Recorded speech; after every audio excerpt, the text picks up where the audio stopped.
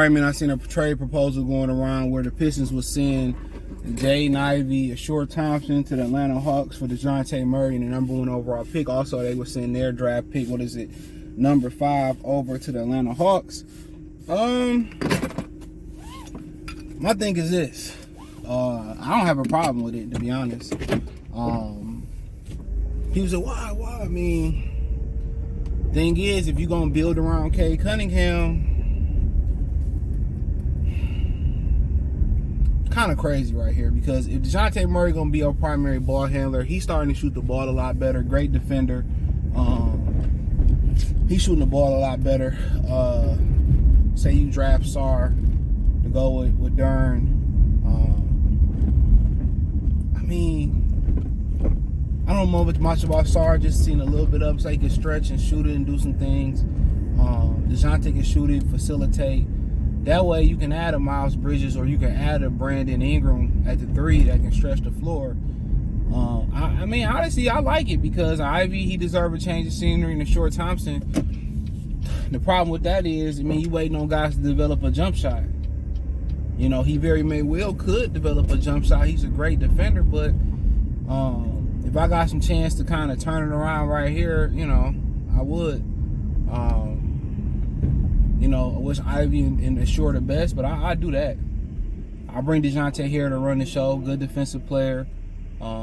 If you got a plan for, Cade Cunningham to play without the ball. Now, if you're going to play Dejounte off the ball, it defeats the purpose because you got to pay Dejounte. That's the problem. You got to pay him. But if I'm doing something abroad with a greater reason, like trying to add an Ingram or Bridges to that, then yeah. You still got Sasser, on the bench doing this thing. Damn, who else they got on the bench?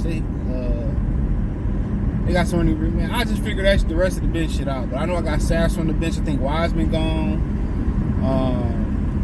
So you had to build up some type of bench. They just shuffled so many players this year that I don't really remember who they got coming off the bench. Oh, they got the kid from Utah that can shoot it. So him, the kid from Utah that can shoot it off the bench. And I'll figure out the rest. I'm just trying to remember the roster. I know Wiseman might be a free agent. But Sasser and the dude from Utah, that's a good start off the bench. I don't know who the other, if they got, Isaiah Stewart. He'd be gone. In reality, I'll get rid of him. But let's say he come off the bench, Stu, the kid from Utah, Sasser. So that's a really good bench. Throw a couple veterans in there. Get them a little oomph. I like it, to be honest. I like it. I would do it. With the primary sole focus, kind of my full thing, is Dejounte is going to control the show. The majority of the ball handling responsibilities is going to be on Dejounte Murray. Now, that way that allow you, to get Cade to be a little bit more freer. So that allowed Cade to get out there, move without the basketball, cut, get easy buckets, and in spots, Cade can run the show. You know what I'm saying? I say Dejounte, when they're on the floor together, about 70%, control the show, and then Cade, the other, 30%. If you can bring an Ingram in, that might be another problem, because Ingram like having the ball in his hand so much. But if you can make it work with them moving and catching without the basketball, and with Ingram, it hasn't worked in two spots. It hasn't worked in LA, and LeBron is hard to play with and hasn't worked in New Orleans. But the one thing about Ingram is he give you just a primary scorer. Him and Cade give you two really primary scorers that can really pass the basketball. Dejounte give you a guy that really can defend and pass the basketball. He's starting to shoot the ball a lot better. I would have to see what the other alternative options were outside of Miles Bridges. Now, Bridges may be a better fit, and he can still learn to shoot the ball a lot better. I think he got a lot of defensive potential as well, too. So, it'd be obviously cheaper. And he's more durable. As long as he keep himself clean outside the court and playing close to Flint, that's what worries me about him. But if you can swing Sar, and you can get Duren to actually improve his defense, Sar, Duren, Ingram or Bridges, And Dejounte and Cade, I mean, it's going to be a learning curve. You just got to get the coach that's going to make it work. How Minnesota plays offense, how Denver plays offense, that's kind of what you want. You know, that's kind of what you want. Not so much in the Eastern Conference. You look at Cleveland, it's either Dejounte turn, or Garland turn, or Karras turn. You know, you look at Boston. To me, it don't look comfortable. And I said this on another channel. Links in the link tree. I said this on my other channel. I said Jason Tatum and Jaylen Brown are the least sauciest basketball players I've ever seen. They are so basic. They are very basic, fundamental. There's nothing wrong with it. They're very fundamentally. There's nothing flashy about their game. They're like two Europeans, bro. There's nothing flashy about their game. They all technical fundamentals. They kind of stiff. There's no fluidity offensively in their game. You ain't gonna go there and see an Iverson or see no magical shit like Jordan happen. How saucy he is. They're really, really consistent and fundamental.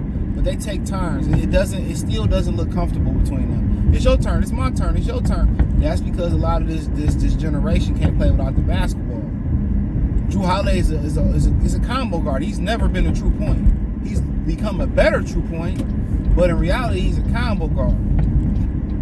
You know, if DeJounte Murray and they get an offensive-minded head coach can get them in the ball game where they can, you know, have an offense like the two offenses in the West that's playing right now in the conference finals, and the Wolves and the Nuggets. If they can have an offense that has sets and they moving the basketball and they flexing and cutting, and then come game time, they can find a way where Cade Cunningham and Brandon Ingram can close out games, you know, in this scenario, then yeah, they can be a problem. But it's all going to hinge on like three primary things. How the coach get them to gel together and get an identity offensively and defensively. How good Dern is gonna be. He's gonna be the guy that tie it all together offensively, defensively, especially defensively. Him hitting his free throws and durability. Those are the three things that's gonna come down to. Because them forming identity offensive, defensively, and getting them to jail and all that's part of camaraderie. You know?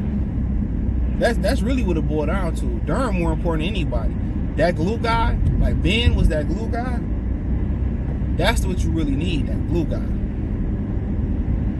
So, I like to trade low-key. I don't know if Atlanta Hawks fans like to trade. I know they probably want to get, the Spurs want Victor Wembanyama and Trae Young. So, I don't know, man. But hey, thumbs up the video, share the video, subscribe to the channel. Next subscribe button is the bell icon button. Hit all notifications, increase your chance of notifications. Check out Detroit Pistons Talk playlist for more videos like this. Appreciate the love and support. Hit the link tree, find me everywhere. Peace.